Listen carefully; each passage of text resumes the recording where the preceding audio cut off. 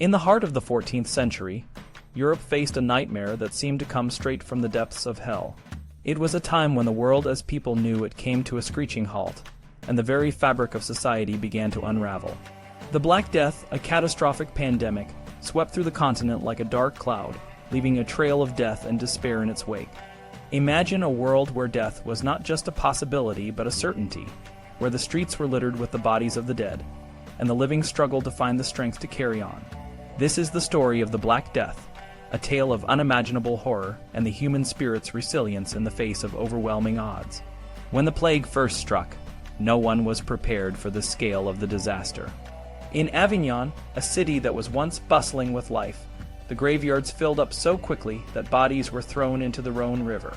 The stench of death filled the air, and the water became a grave for the countless souls who perished. As the situation worsened, mass burial pits were dug, and corpses were piled in layers, overflowing with the bodies of the dead. This was not just a problem in Avignon, it was a nightmare that was playing out across Europe. In London, the situation was equally dire. The death toll was so high that the living could not keep up with burying the dead. Bodies were left in front of doorways, and the morning light often revealed new piles of corpses.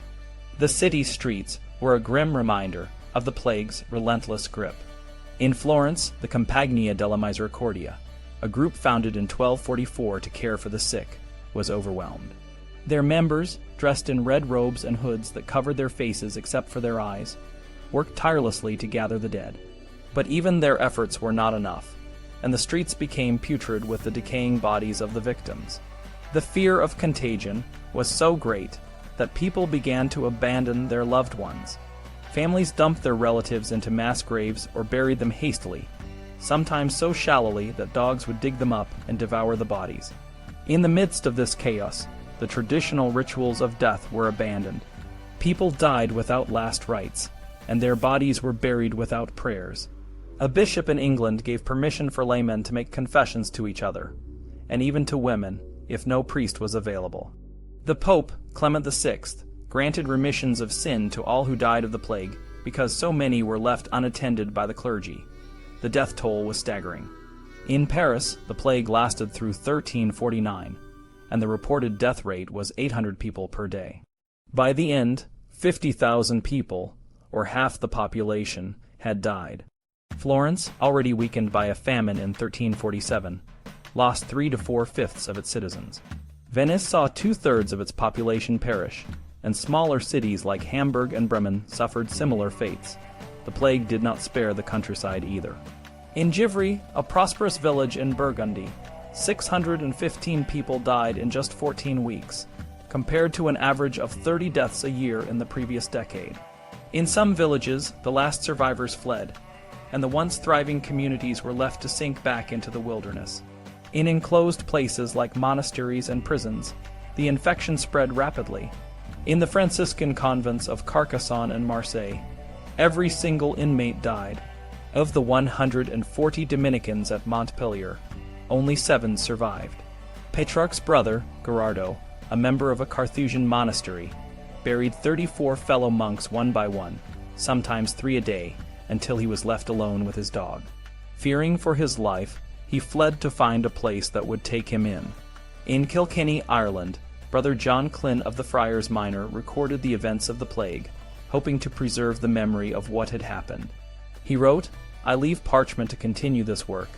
If perchance any man survive and any of the race of Adam escape this pestilence and carry on the work which I have begun." Brother John, like so many others, eventually succumbed to the plague, but his writings ensured that the horror of those times would not be forgotten. The largest cities in Europe, with populations of about 100,000, such as Paris, Florence, Venice, and Genoa, were hit hard. Smaller cities like Ghent, Bruges, and London also suffered significant losses. In Siena, where more than half the population died, work on the great cathedral, intended to be the largest in the world, was abandoned and never resumed. The unfinished transept stands as a haunting reminder of the plague's devastation. Agnolo di Tura, a chronicler from Siena, described the fear and abandonment that gripped the community. "Father abandoned child, wife husband, one brother another," he wrote. "And so they died. and no one could be found to bury the dead for money or friendship. The plague did not bring people together in mutual distress. Instead, it drove them apart. Magistrates and notaries refused to make the wills of the dying, and even priests turned away from the sick. A Franciscan friar in Sicily reported that even the priests did not come to hear their confessions. A clerk of the Archbishop of Canterbury noted that English priests turned away from the care of their benefices from fear of death. The horror of the situation was such that parents deserted their children, and children abandoned their parents. This breakdown of social bonds was a stark reflection of the fear and despair that gripped Europe. Yet there were moments of compassion and courage. In Paris, the nuns of the Hôtel Dieu, the municipal hospital, tended to the sick with all sweetness and humility, despite the risk to their own lives. New nuns took the place of those who died, and many of them now rest in peace, as the chronicler Jean de Venette piously believed. These acts of kindness and bravery stood out in a world that seemed to have lost its way. When the plague entered northern France in July 1348, it settled first in Normandy. Black flags were flown from church towers to signal the arrival of the disease. In Picardy, people initially mocked the inhabitants of Normandy, but the plague soon spread, and the roles were reversed.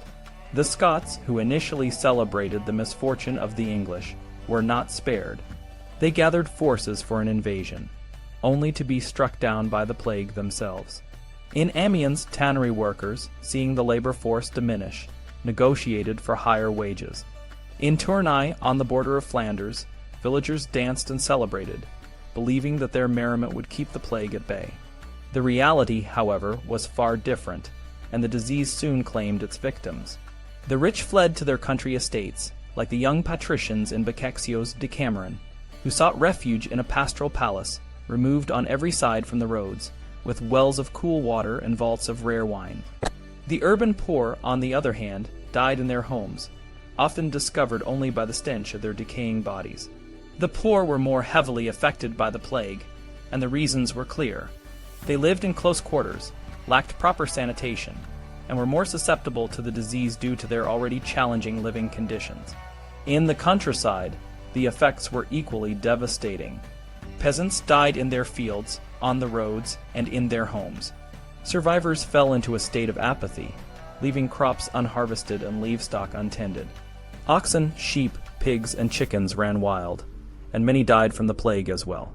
The lack of labor was a significant problem, as the 14th century was heavily dependent on the annual harvest for food and seed.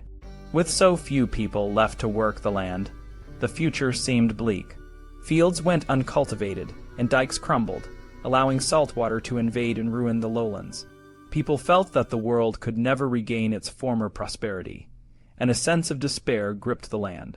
The plague did not spare the nobility or the famous. King Alfonso XI of Castile was the only reigning monarch to die from the disease, but many others lost loved ones. King Pedro of Aragon lost his wife, Queen Leonora, his daughter Marie, and a niece in just 6 months. Emperor John Cantacuzene of Byzantium lost his son. In France, Queen Jeanne and her daughter-in-law Bonne de Luxembourg, the wife of the Dauphin, both died in 1349. Edward III's second daughter, Joanna, who was on her way to marry the heir of Castile, died in Bordeaux. Women, who were more housebound, and thus more exposed to fleas, appeared to be more vulnerable to the disease. The death of notable figures was a common occurrence. Giovanni Villani, the great historian of Florence, died in the midst of an unfinished sentence, leaving his work incomplete. The Lorenzetti brothers, master painters in Siena, and Andrea Pisano, an architect and sculptor in Florence, also disappeared from the records, presumed victims of the plague. William of Ockham and the English mystic Richard Rolle of Hampole vanished after 1349. Francisco de Tini, a merchant from Prato, lost both his parents and 2 siblings. The merchant guilds in London suffered heavily, with all 8 wardens of the Company of Cutters, all 6 wardens of the Hatters, and 4 wardens of the goldsmiths dying before July 1350. Sir John Pulteney, a prominent draper and 4-time mayor of London, and Sir John Montgomery, the governor of Calais, were also among the victims. Among the clergy and doctors, the mortality rate was particularly high due to the nature of their work. In Venice, 20 out of 24 physicians were said to have died. although some may have fled or isolated themselves. In Montpellier, a leading medical school, the physician Simon de Cavino reported that hardly one of them escaped.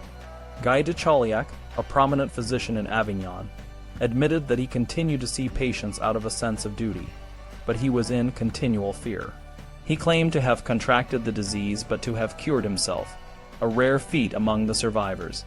The Black Death was a turning point in European history. It reshaped societies, economies, and cultures in profound ways.